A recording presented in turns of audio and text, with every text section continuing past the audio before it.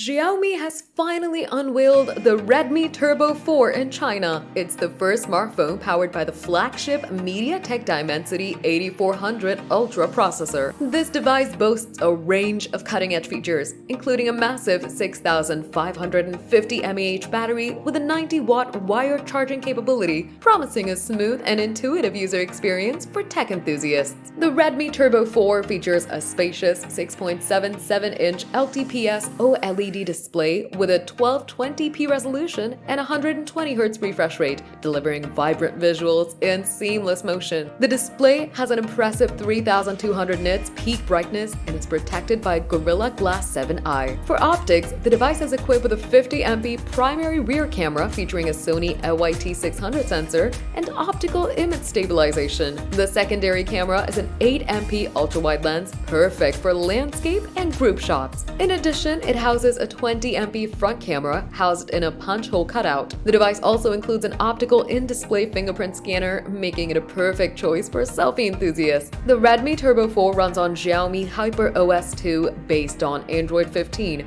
offering an enhanced user experience with seamless app performance. It's rated with IP66, IP68, and IP69 certifications, making it resistant to dust and water. The device is offered in 3 tantalizing colors: black, white, and sea blue, adding an aesthetic appeal to its design. The Redmi Turbo 4 is priced at approximately $273 for the 12/256GB variant, while the 12/512GB variant is priced at approximately $315. The 16/512GB storage configuration is available for $342. It's currently available for open sale in China through Xiaomi's official channels. The Redmi Turbo 4 is expected to launch globally as the Poco X7 Pro on January 9th.